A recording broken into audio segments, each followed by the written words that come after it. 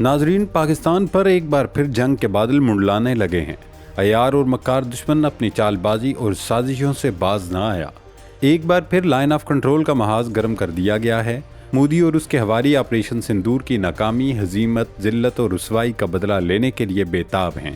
مقبوضہ کشمیر کے سرحدی ضلع راجوری کے تارکنڈی سیکٹر میں جمعہ اور ہفتہ کی درمیانی رات ہونے والی بلا اشتعال فائرنگ کوئی معمولی واقعہ نہیں، بلکہ پاکستان پر ایک نئی جنگ مسلط کرنے کا ماحول بنانے کی دانستہ انڈین سازش ہے۔ انڈیا مسلسل پاکستان کو انگیج رکھنا چاہتا ہے، کیونکہ بھارتی پالیسی سازوں کو اندازہ ہو گیا ہے کہ کھلی جنگ میں پاکستان کو ہرانا مشکل ہے، کیونکہ پاک فوج میں شامل اللہ کے شیر جذبہ جہاد اور شوق شہادت سے بھرے ہوئے ہیں۔ دوسری جانب بھارتی فوجیوں کو جان کا خوف ستاتا رہتا ہے۔ پھر مارکہ حق کے دوران پوری دنیا نے دیکھا کیسے پاکستانی قوم اپنی افواج کے شانہ بشانہ انڈین جارحیت کا مقابلہ کرتی رہی۔ لوگوں نے شکاری رائفلوں سے فوجیوں کے ساتھ مل کر انڈین ڈرون گرائے۔ پاک فوج نے جب آپریشن بنیان مرصوص شروع کرتے ہوئے بھارت پر میزائل داغے تو عام شہری وہاں پہنچ کر نعرہ تکبیر کی گونج میں جوانوں کا حوصلہ بڑھاتے رہے، اور 5th جنریشن وار میں پاکستان کی بورڈ واریئرز نے انڈینز کو تگنی کا ناچ نچا دیا۔ یہی وجہ ہے کہ اب انڈین سرکار نے پاکستان کو دونوں محاذوں پر مسلسل مصروف رکھنے کی پالیسی اختیار کی ہے۔ مغربی محاذ سے فتنہ خوارج اور فتنۃ الہندوستان کے دہشت گرد مسلسل پاکستان پر حملے کر رہے ہیں، اور اب مشرقی سرحد پر انڈیا نے دباؤ بڑھانا شروع کر دیا ہے۔ LOC پر بلا اشتعال فائرنگ اسی سلسلے کی کڑی اور سوچی سمجھی ڈبل گیم ہے۔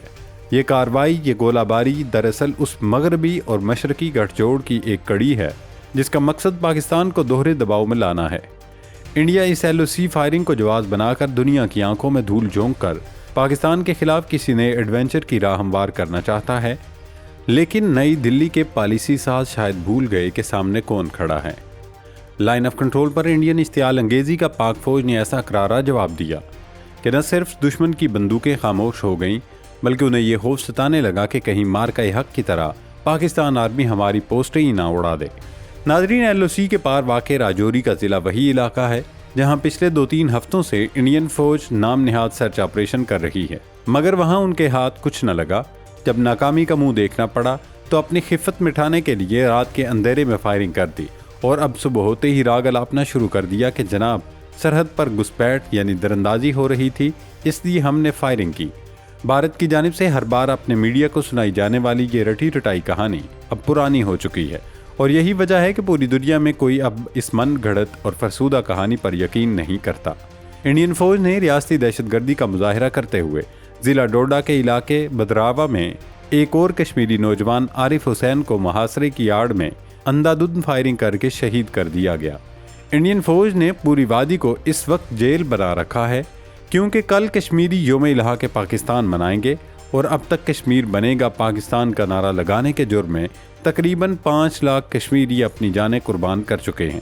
وادی کی یہ صورتحال ہے کہ وہاں غیر جانبدار صحافیوں کا داخلہ بند ہے، معروف عالم دین کو حراست میں لے لیا گیا ہے، کئی علاقوں میں انٹرنیٹ سروس بند ہے، لیکن اس سب کے باوجود انڈین حکومت سچ چھپانے میں ناکام ہو چکی۔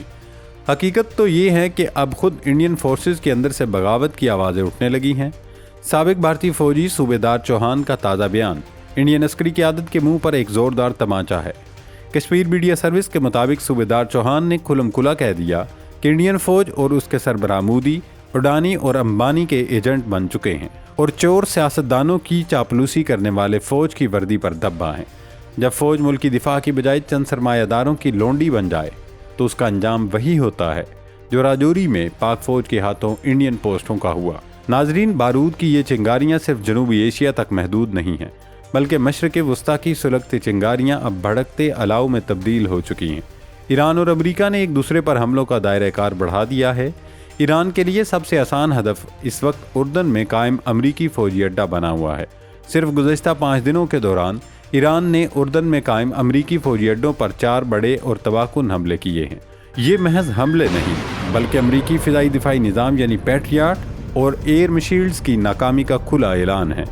امریکی اخبار نیو یارک ٹائمز خود اعتراف کر رہا ہے کہ ایرانی افواج نے امریکی دفاعی نظام کو چکمہ دینے کی صلاحیت حاصل کر لی ہے۔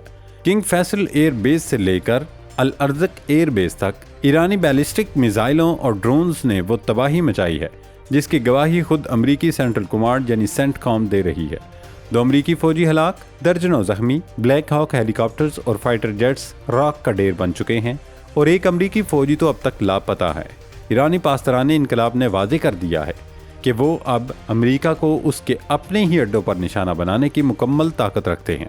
ایرانی حملوں کے جواب میں امریکہ نے آج صبح ایران پر تابڑ توڑ حملے کیے۔ سینٹکام کا کہنا ہے کہ ان حملوں میں اس نے پاسداران انقلاب کے ہیڈ کوارٹرز کو نشانہ بنایا۔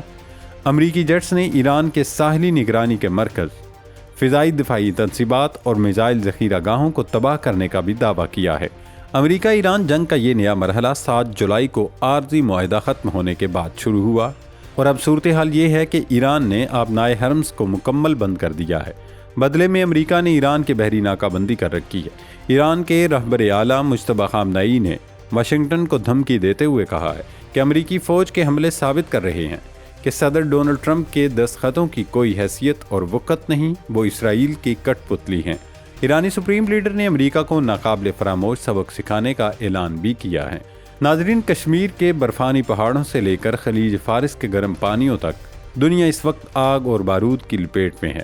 ایک طرف مشرق وسطیٰ ہے جہاں ایران کے حملوں نے پینٹاگون کی نیندیں حرام کر رکھی ہیں، پیٹریاٹ جیسے نام نہاد ناقابل تسخیر دفاعی نظام کا فیل ہونا اور واشنگٹن کا تہران پر براہ راست فضائی حملے کرنا اس بات کا واضح ثبوت ہے کہ سپر پاورز اب اپنی بقا کی جنگ لڑ رہی ہیں۔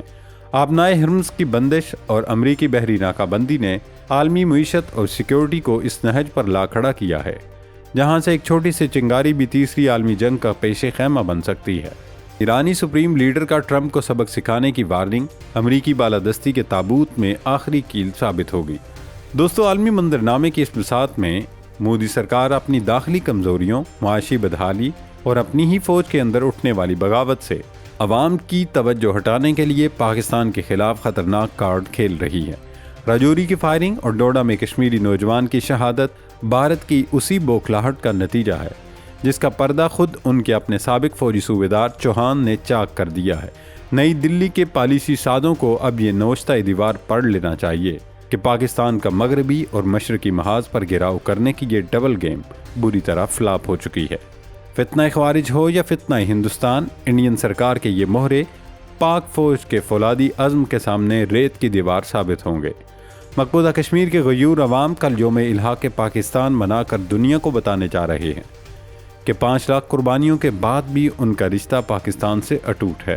اور جہاں تک بات سرحدوں کی ہے تو انڈیا کو یہ یاد رکھنا ہوگا کہ 2019 کا آپریشن بالاکوٹ ہو، مارکہ حق کی عوامی مزاحمت ہو یا آپریشن بنیان مرصوص، پاک سرزمین کا دفاع کرنے کے لیے پاکستان کے غازی اور اس کے غیور عوام ہمیشہ تیار ہیں۔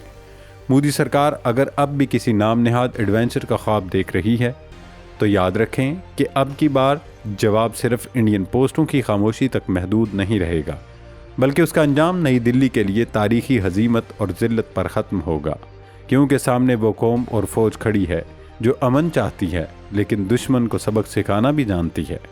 اللہ رب العزت پاکستان کا حامی و ناصر ہو۔ پاکستان زندہ باد۔